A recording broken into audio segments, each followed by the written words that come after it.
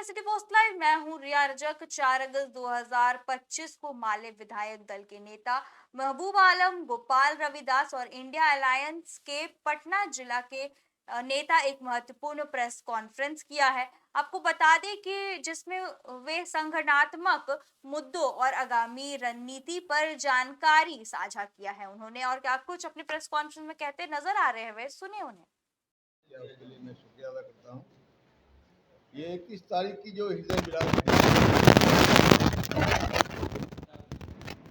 नगवा के जानीपुर थाना अंतर्गत जो फुलवारी शरीफ है, वहाँ जो एक बच्ची और एक बच्चा को जिंदा जला दिया गया, ये विवश घटना है, हृदय विदारक घटना है।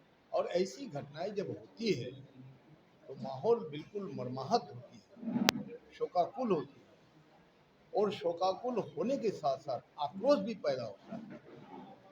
और ये आक्रोश पैदा होना मानवीय संवेदना का प्रतीक है। ऐसा हो नहीं सकता है कि ऐसी हृदय विदारक घटना घट जाए और जनता निर्विकार हो। और इसीलिए जनता ने सड़क जाम करके जो न्याय की मांग की, ये तो उनका संवैधानिक अधिकार है। हमारी सड़क, हमारा देश, हमारी जनता, हमारा प्रदेश। लेकिन इस घटना के प्रति संवेदनशीलता प्रकट नहीं करती पुलिस ने जो जनता की आवाज को दबाने के लिए दमन का सहारा लिया है, इसकी हम लोग महागठबंधन की तरफ से घोर निंदा करते हैं। ये नहीं चलेगा। जुल्म तो जुल्म है, बढ़ता है तो मिट जाता है। खून तो खून है, टपकेगा तो जम जाएगा। आप सेफ पैसेज से भाग नहीं सकते, जवाब देना होगा कि तमाम मुद्दे गौन हो गए, अपराध का मुद्दा क्यों आगे बढ़ गया। पटना जैसे हेडक्वार्टर में प्रतिष्ठित व्यापारियों की जान माल की सुरक्षा नहीं दे पा रहे हैं आप। सरेआम दिन दहाड़े पिस्तौल लहरा के गोली चलाई जा रही है, फायरिंग की जा रही है। और ये मासूम बच्चियों को किस अपराध में जिंदा जला दिया गया, इसका कारण क्या है? इस कारण को खोजने में जनता का सहयोग पुलिस को लेना चाहिए। और जो जनता संवेदना प्रकट करने के लिए, न्याय मांगने के लिए अपनी राजनीतिक प्रतिबद्धता का सबूत दिया, उसको सम्मान करना चाहिए। वैसी जनता से पूछताछ करनी चाहिए, क्या कारण है। अगर आप बोलते हैं ये प्रेम प्रसंग है, अगर आप बोलते हैं कि नशाखोरी इसका कारण है, तो नशाखोरी क्यों है? किसकी जिम्मेदारी नशाखोरी को रोकने की है? तो पुलिस की है, प्रशासन की है और सरकार की है। सरकार तो मस्त है, भाजपा की सरकार है। मुख्यमंत्री तो निर्विकार है, मानसिक रूप से अस्वस्थ है। दो दो उप मुख्यमंत्री उनको घेर के रखते हैं। जब कोई बयान देना चाहते हैं तो हाथ दबा देते हैं, मत बोलिए आप। इधर से हाथ दबा देते हैं, मत बोलिए आप। हम लोग ने बिहार विधानसभा में जो बिहार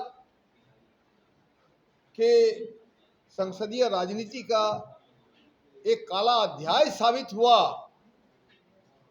हम लोग काला लिबास पहन के प्रतिरोध किया।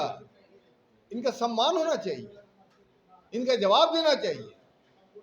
लेकिन भाजपा की जो तानाशाही मंशा है, जो मनुवादी सोच है, जो सांप्रदायिक फांसीवाद को लागू करने की जो उनकी मंशा है, इसी मंशा के तहत फुलवारी शरीफ की जनता की आवाज को दबाने के लिए दमन का सहारा लिया है। हम लोगों ने अभी मैं गोपाल रविदास को लेकर के डीजीपी के साथ मैं गया था। हमने कहा कि भाई, अगर आप समझते हैं कि जनता किसी भी एंगल से दोषी है तो गोपाल रविदास है, तो उनको गिरफ्तार कर लीजिए आप। तो हंसने लगे, नहीं नहीं विधायक जी, ऐसी बात नहीं है।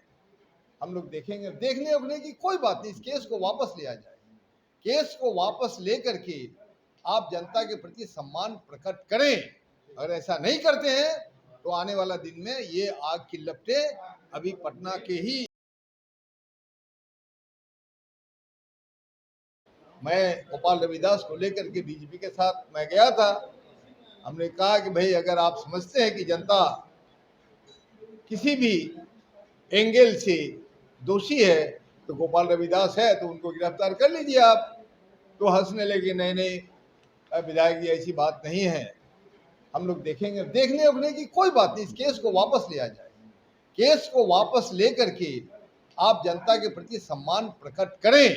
अगर ऐसा नहीं करते हैं तो आने वाला दिन में ये आग की लपटें अभी पटना के ही दायरे में है, पूरे बिहार में चली आएगी। हम इंसाफ चाहते हैं, हम मांग करते हैं कि जनता का सम्मान हो और सम्मानजनक ढंग से, बल्कि ऐसे संवेदनशील मामलों में जनता ने जो विरोध प्रकट किया, जो संवैधानिक इनका अधिकार है, इस जनता को तो पुरस्कृत करना चाहिए।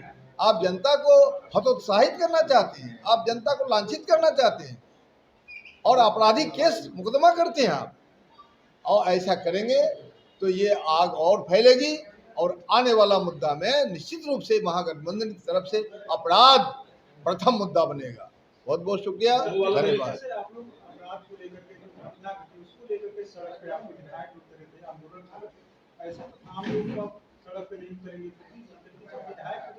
जी, तो विधायक पर जब केस हो रहा है तो इसी का तो प्रतिरोध हम लोग कर रहे हैं। इसलिए तो विधायक के केस होने पर हम लोग डीजीपी के पास खुद गए और डीजीपी ने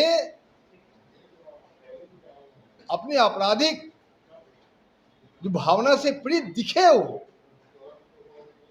वो दिखे,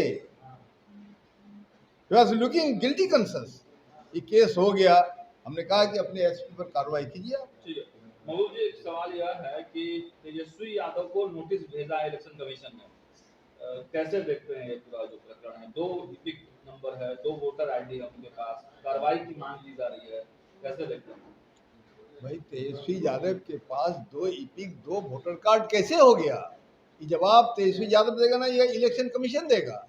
इलेक्शन कमीशन की जिम्मेदारी है। इलेक्शन कमीशन ने 65 लाख से ज्यादा वोटर का जो नाम काट दिया। आनन फानन में आज भारी वर्षा हो रही है, बाढ़ की स्थिति हो गई है और करीब करीब मैं बोल रहा हूं कि बिहार के 2 करोड़ जनता जो बाहर है वो कैसे आ सकते हैं, कैसे अपना शारीरिक सबूत दे सकते हैं? उनके पास आने का कोई कम्युनिकेशन नहीं है, रेल की टिकट नहीं मिलता है, तत्काल टिकट नहीं मिलती है। इसलिए इलेक्शन कमीशन अपनी फरमान को पोस्टपोन करे।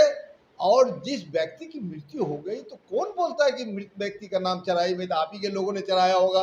एनडीए कह रहा है, एनडीए के तमाम लोग कल प्रेस कॉन्फ्रेंस किए हैं और कह रहे हैं कि तेजस्वी यादव की गिरफ्तारी होनी चाहिए, ये गैर कानूनी है।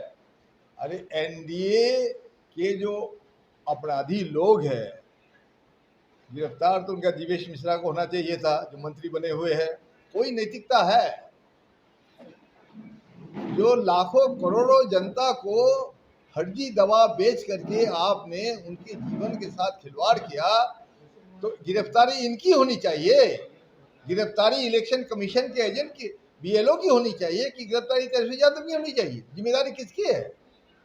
आपके भी एक सांसद की पत्नी के 2-2 आई कार्ड, मतलब 2-2 इपिक नंबर पाए गए हैं, वोटर आईडी पाए गए हैं चुनाव में शादी के। हमारे सांसद जब अज्ञाओं में रहते थे तो अज्ञाओं में उनका वोटर लिस्ट में नाम था, और वो नाम अगर मान लीजिए आरा में आ गया तो यही बात तो देखने की जरूरत है। ये तो देखेंगे, इलेक्शन कमीशन की जिम्मेदारी है। वो तो खुद नहीं बनाते हैं कि यहाँ भी मेरा बना दीजिए, वहाँ भी मेरा बना दीजिए, ऐसे तो बात है नहीं। गैर कानूनी मानते हैं इसे? ना, ये मिस्टेक ऑफ फैक्ट है, ये गैर कानूनी नहीं है। पूरे तौर पे आयोग की लापरवाही